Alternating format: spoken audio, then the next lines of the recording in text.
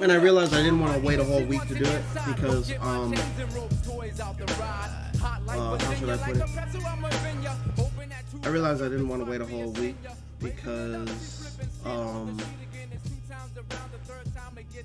I'm fixing certain things because I'm at the end of my rope. So I've had certain conversations with people, so people know I'm kind of at the end of my thread there. So that's been going on, and I'm sorry, I have to really think, where did I leave off? So let me do this so I can get a refresher for where I left off. I did upload it to YouTube.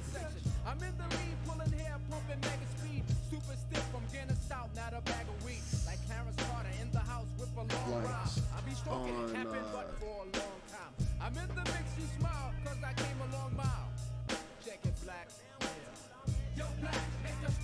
that sucked. So yeah, when we come back, we'll talk about how the community helps me keep going. Oh yeah, we left off with me getting robbed at gunpoint. Yeah, that's a good point to come back. Good. So, what happened was, after I got robbed at gunpoint, some of the people I had been working with, helping me get equipment and consoles for my events, one of them was a guy named Quincy, who was trying to do his own thing, and, people weren't wanting me to... It seemed like people weren't really wanting me to jump in and be a part of their thing. They wanted me to be my own thing. And they would support me. So, he would help me out with consoles and stuff. And shouts out to him for that. And, shouts out to him even now for continuing to support and help the scene the way he grows. His heart's in the right place. And that's what's really good. But, yeah, so they were planning... The guys that helped me out with the consoles for my event, they were like, we want to do a major. And I had said, a major? Well, yeah, I'm thinking about growing my thing too. So that's cool that you guys are looking to do a major, because I think that if you have the resources and the people, I think we should definitely get it going. And I was like, one of the things that I've been doing due to the people I've met is, and even my background, because I used to play Smash, never competitively in bracket, but as hard as I could with my friends who were competitive. And I was like, Ultimate is a game that has a lot of growth and a lot of potential, and you look at the Evo numbers, it's foolish to think that you want to have a major and not have Smash. So I was like, that'll be cool. And I mentioned the other guy who was out here at Powerhouse doing Smash events. And I mentioned trying to get in touch with him. And I'm not going to name names, but a particular individual in the group at the time said to me, if it has anything to do with Smash, I'm not going anywhere near it. Screw that. So then that's when I realized, I respect his opinion, but I'm trying to get entrance as a TO, so if you don't want to have two of the largest games at your venue, like every other large major does, then you probably just don't have the right mindset or set of goals. So I will do my own thing, and I will work with the Smash guys. So that's where I was coming back from, a place where I would constantly meet with our Smash guy and we'd plan stuff. And, I got robbed at gunpoint, and the reason the robbery hurt me so much is I did the Thirsty Low, and the way it worked with the bar, now granted, like I said, I started doing those casuals with Ken because he got injured. I started doing the casuals at Brass Tap because he got injured and no one was running it, and they were like, man, I want it back. Who wants to do it? So I started doing it. I was running it. And people would always ask me for a bracket. And I was like, I'm not doing no bracket unless there's a reason for it. We already have a bracket. Maybe we do something large. It was Tekken World Tour, so we did it. And it was successful, but there were flaws that I kept secret and had a lot of discourse from privately that people aren't really aware of. And I never really tell the truth when it comes to my business matters to people, because they don't need to know that stuff. Because I know they don't really care. They just want to press buttons. If you're even watching this, I thank you, because these are the things that the community runs on in the background, and a lot of people don't care about these things. They think that we can just keep pressing buttons, and you can, but you're gonna get whatever you results from that. So I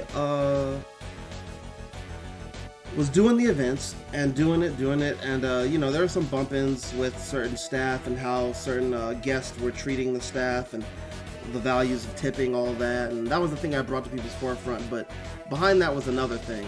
There was the people who were doing the Killer Queen games. I was friends with him. I was always there, and what I didn't realize is I thought we were separate entities.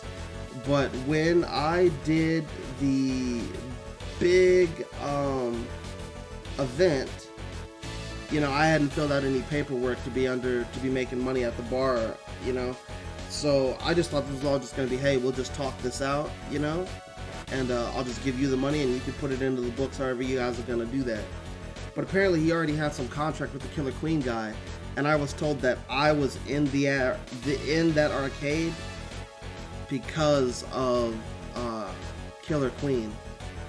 So I was told that my relationship was with them. We were the same entity. I didn't know that. So I was like, okay, so what's the deal then? He said, well, here's how it's gonna go. Whatever you get, half of that will go to the bar. The other half will go to you guys.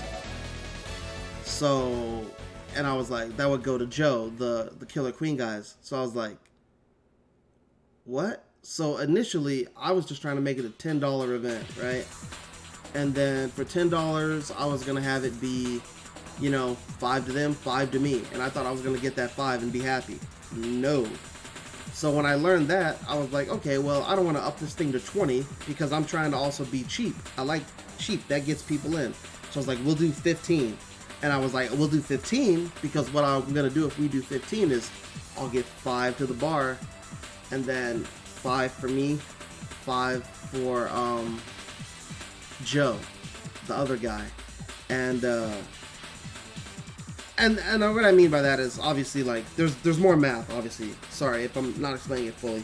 Anyone who knows, when I take an entrant, right, I have to be able to pay out my players. So you take it, cut it in half, and then we have the prize pool. So the prize pool's already made when I'm talking about those 5s and 10s. The prize pool is made from those entrants and separated. So I'm just like, yeah, I'll just up it by that, and that kind of worked out in my head a little bit, whatever. But then he's like, so how much is it? I was like, it's 15. He's like, okay, so then 750 split. And I was like, why is it a 50-50 split? Where is my end in this? And then he's like, well, I mean, you get to do the event, you get to come in here for free, and that's what you get. I just get to do stuff for free. So I'm just making them profit. And, they say there's no money in this game, and I was like, that's understandable. So what I did wind up doing was people were doing pop bonuses. So I made my profit off of pop bonuses. Because I had several people who approached me and did pop bonuses, and they gave me some money. So they were like, for instance, here's $200. Put however much you want into the pot. And then I was like, okay, you know what I'll do? I'll put $50 in the pot, and I'll pocket $150 for now. And then what I'll do is, as the entrants go up, I can make it seem like it's building more hype. Because I'll be like, oh, now the pop bonus is at 100, and I have 100 for myself. And then I got more pop bonuses and kind of just kept with that system. And it turned out pretty good. Except for the people that did want to be announced as being a pop bonus person. So I was doing that, and then the end of that night, I have to pay the players. I pay the players, and then I have around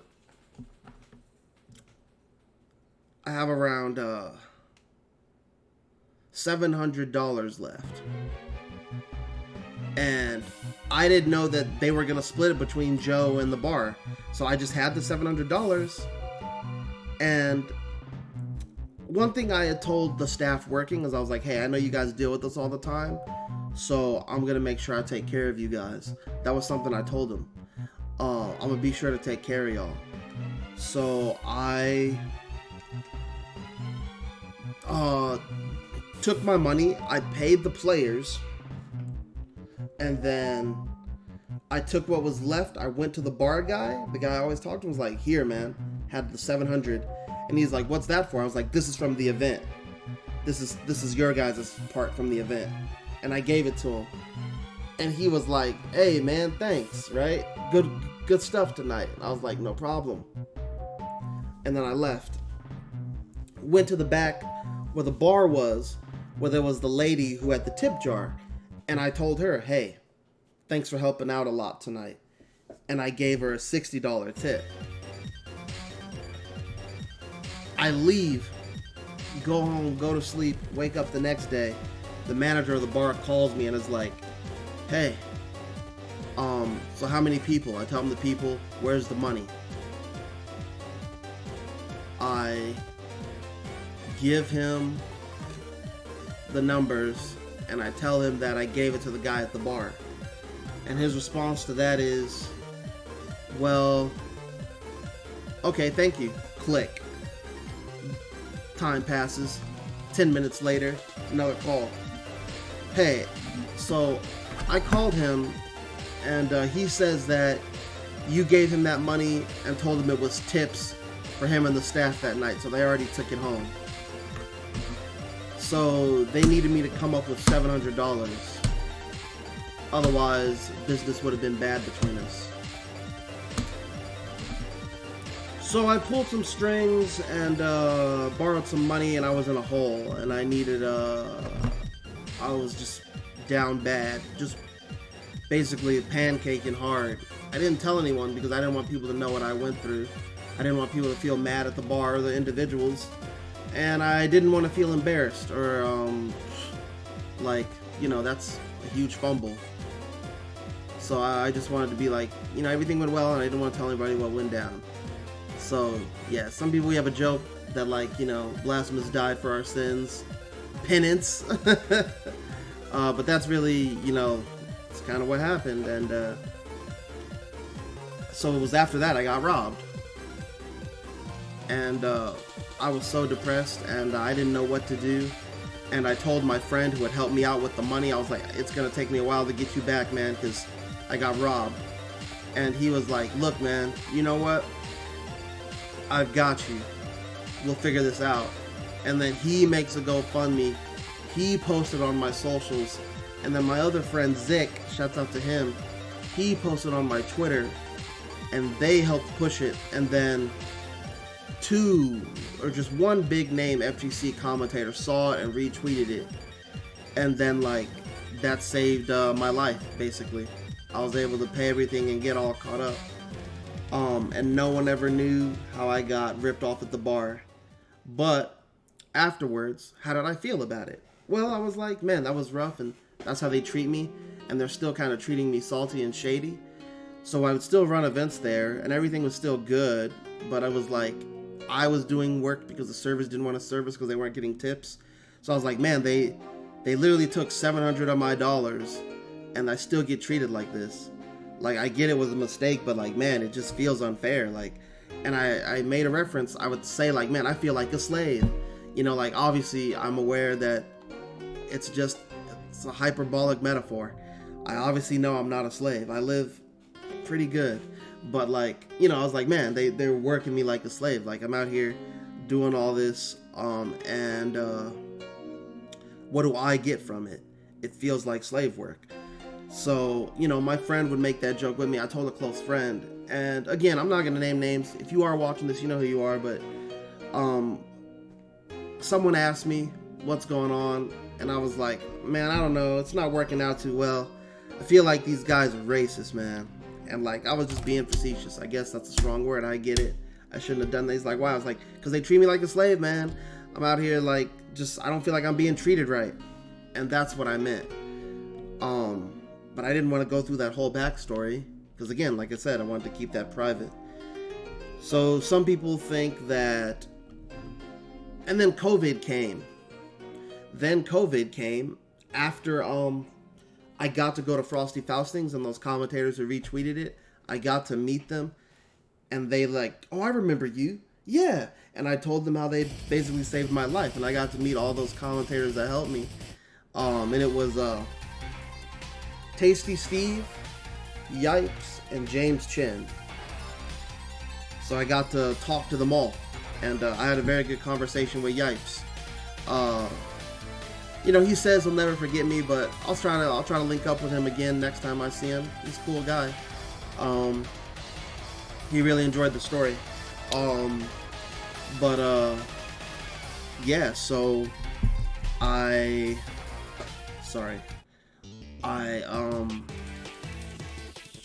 came back from Frosty, then COVID hit, and the bar was like, yeah, we can't do casuals anymore, man. So I was like, all right, cool, I separated.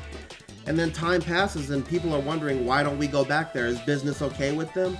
And the bar did a lot of different things to survive. Like, they changed up that room. They changed policies for renting it out for COVID. So, like, that way they can make money because they could have a little private bar room and they could sanitize it for them. So that room started to serve a new purpose for them, one that was more lucrative than us. So that's all that really happened. And when I met the guy, the Killer Queen guys had already been gone. And I was like, hey, man, I just told him when things calmed down finally enough. I was like, look, man, I don't know if I'm ever going to be able to come back. He's like, no, it's fine because, you know, I don't know if we could ever really have you back like that either. And I was like, oh, word? He's like, yeah. But I mean, if you ever want to have like a big event, like, you know, like that one time, like stuff like that, we're still cool. And I was like, all right, word, cool, man. So I didn't have a place I was going to do the reset at. But a thing about the reset that I wanted to mention was how it got started. I had a Discord that I made because I was seeing a difference between users on Facebook and Twitter and Discord, and I was seeing just so many people all scattered. It was hard for anyone to know that anyone existed. So I was like, let me get this Discord and it'll be my hub. Hyru, what's good, man? Today, this is a part 2 video, Hyru, where I'm talking about how, sorry to interrupt, because the people on YouTube won't see this person in the chat, so sorry, let me not make it weird. What we're doing, if you're joining us, is I'm going over in as few parts as I can why I'm changing what it is I plan to do in or for the FGC. I'm not quitting. I don't like the idea of like those quitting videos or quitting announcements. It's not an announcement that I'm quitting. This is more so an announcement of the fact that I've been putting in a lot of efforts and I don't think some people can see those efforts.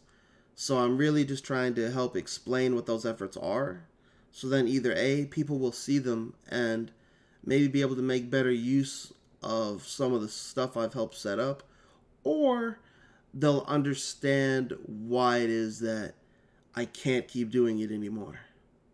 So anyways, yeah, I made that Discord, and you know, all the other little groups had their own little Discord. Some of them, not all of them. Some of them did. So I made it, and it was like, we're playing every game. So once it started to get big enough, I was like, you know what? We should get rid of this server, and then we should have a Discord for our city. And I made the Discord. I reached out to the moderator of the Facebook group, and I told him, hey, you should make us a Discord. And then he told me, why don't you do it? And I said, well, because if I do it, it'll feel like it puts a burden on me. And I kind of like the way that you are the moderator of this, and you're just a name, an old name. People probably don't even know you, but like, that makes it easier. You're less of like a target. This will just be the thing that's been established. I don't want people to come in and feel like I'm trying to control or run everything because I just want it to be a hub for everyone to use. So he's like, that sounds weird, but okay. So he made the Discord and then gave me full mod privileges, and then just like, you know, I'm probably never going to touch it, so just do whatever you think you want to do as long as you know our rules and regulations. I was like, yeah, for sure. And then I just recruit the other people that I know are good with Discord modding and setup, and I tell them what's good, and then everything is good and it's created, and we start making channels and all these things and emojis, and the community is it's bonding a lot better. And the point of that hub was, I ran into several people. They're like, man, how was your Tekken event so successful? I was like, oh, it's just because I knew who to talk to. But now that you're here, you know how to make whatever game you want to pop, because people are here. And you can tell if it's gonna pop, so you can tell if you're wasting your efforts. You could be like, hey, I have this much interaction or engagement with these people. Oh, I found that they have their own server, so it's easier for you to find and interconnect with those people. Hey, if you guys are joining us, we're gonna play Metroid Dread after this. I'm almost done with this multi-part video, so thanks for joining. But what's happening is, now that things are opening back up, I'm seeing that things are still kind of becoming the same again. There are people that they do know Austin exists. That's fine. I don't care if they consider us the weakest scene in the FGC. That's fine with me. But they know that we exist. They know we have tournaments. But what we're not doing is we're not putting our best foot forward, because what's happening is I'm seeing people scramble to set up events, and everything is all scattered again. Like, I went to Low Tier City. The FGC turnout for that was horrible. No one from Austin showed up. And I try to figure out, what is it? Is it because people didn't know? Why didn't they know? And a lot of people didn't know about that event. Why? Because it didn't get posted in the hub. People talked about it somewhere else. I saw it, and it's like, well, why didn't I market it?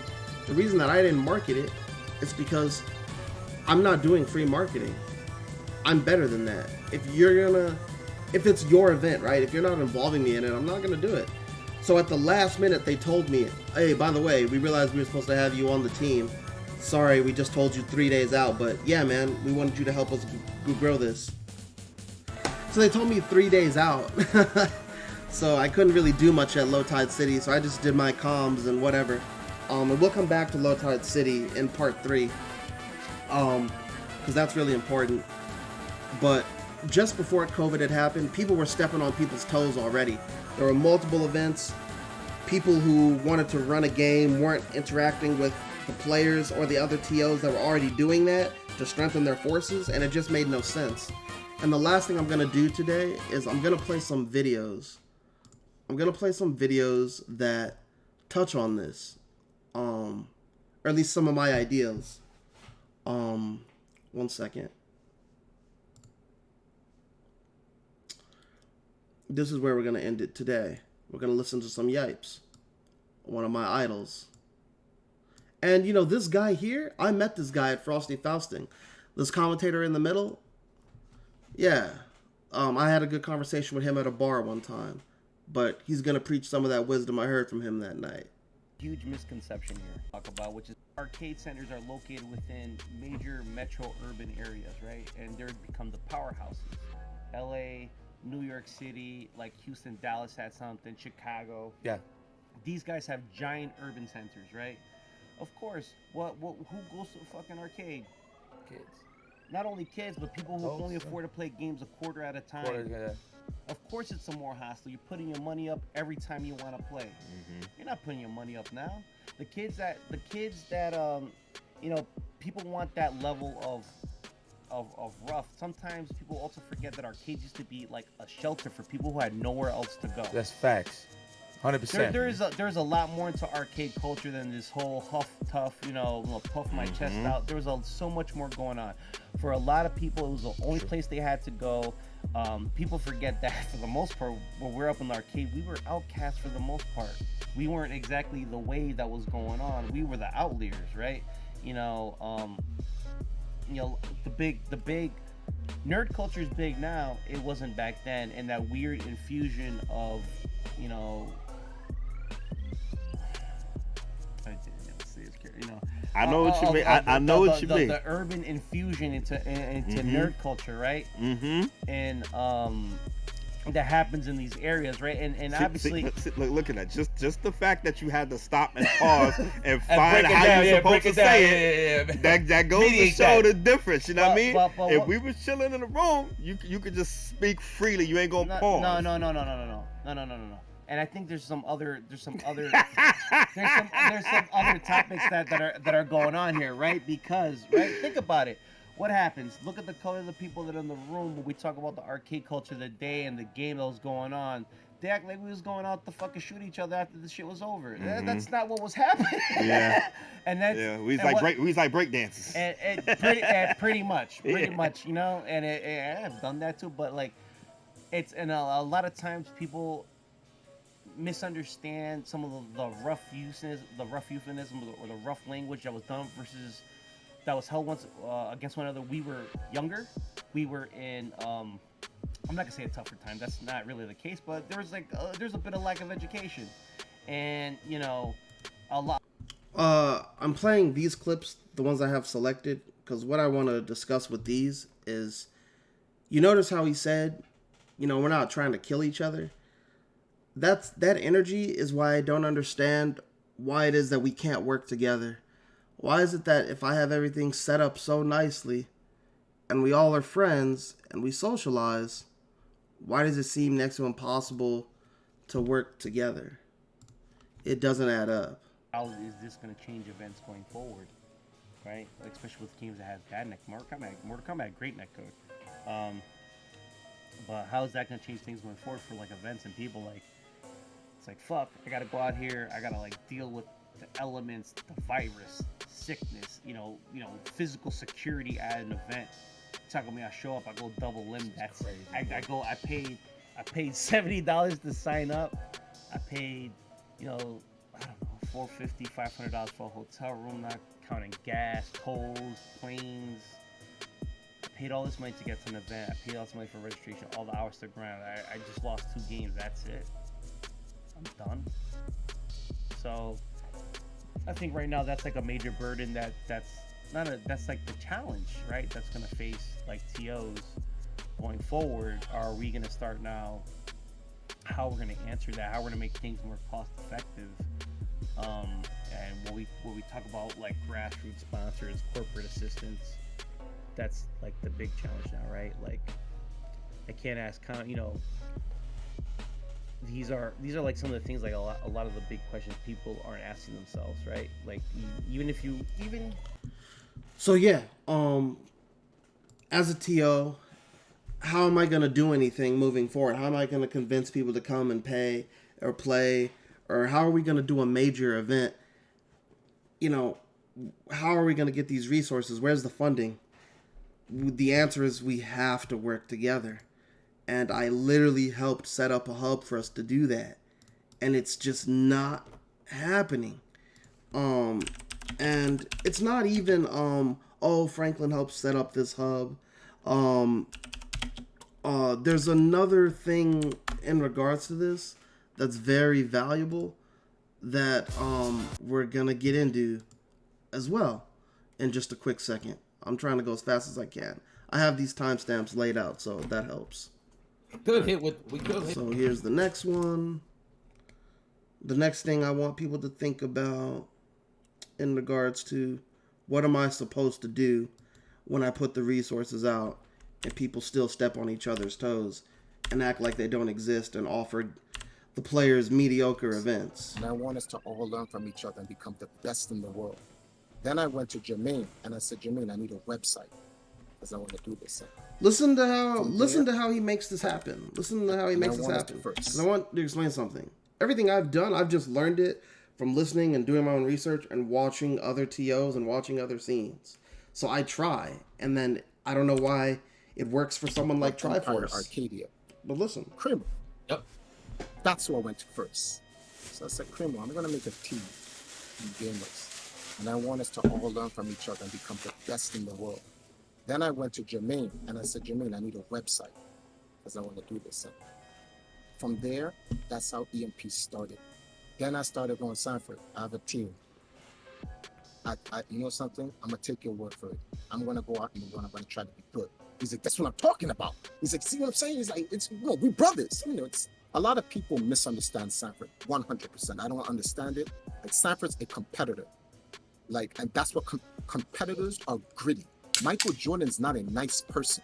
I don't know why people believe. Well, he's a nice person outside of basketball, But in basketball, he's not a nice person. He cannot afford to be nice. Look at Kobe Bryant. Mamba mentality. Mamba mentality is vicious. You have to be vicious. Yes. That niceness doesn't get you nowhere. And basically, that's where I'm at right now. And that's why I'm doing these videos. I've tried to silently set it up nice for everyone. And I've tried to help get it together. And I've tried to, like, point people in the right direction nicely. But I need to just start, like, I don't care if you think I'm being rude. I don't care if you think I'm being overly aggressive. And these, again, for the people in my scene, you'll know what I'm talking about. For you, anyone outside of it, what I would like you to take from it is just understand that sometimes it's not enough to just kind of nudge things in the right direction. You know, just like you said, you got to realize you are pushing each other and you got to push people hard. And this is the last thing I wanted to touch on here is the last video I wanted to show is one that was very interesting. This is the last video and then we're done for the day. We live in Austin, Texas, okay? We live in Austin, Texas out here. That is the capital of Texas. It is Central Texas. People often ask how New York is so successful. And Triforce talks about how we set stuff up, but there's another factor in there he gets to. But they get to it very quickly, and here I have the timestamp. And people ask how California is set up, but it's South Cal and North Cal. People ask how Chicago is set up. It's simple. It's about putting the square block in the square hole. I respect Houston. I like Houston, but this is where the meanness comes out. I like Houston. Whatever. They're my rival. I want to have a better major than them. That's fine. We can have two majors out here.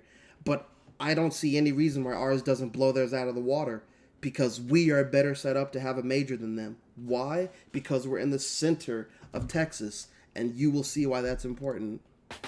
I think location had a lot to do with it. So it almost took the same amount of time to get to Chinatown from wherever you lived in New York City. And if you were in the Bronx scene, you would take one train to go to Chinatown, take like 45, 50 minutes. And if you were from Queens, it'd take the equal amount of time. So literally like all lines kind of just led to Chinatown, and everybody just eventually migrated there, and that became the spot. That arcade. That's it. That's it. If you want to have a monthly with some of the best competition and you want to have turn that into a major and a big event, all you need to do is let people know that geographically it's the best choice, that we put all our resources here together so we can have a great event, because it'll be cost effective for everyone to get to, and it's by the airport. And all you got to do to make that work is you got to get your Chaos Emeralds or your Infinity Gauntlet of TOs, and you got to figure out where to find them. And how do you find them?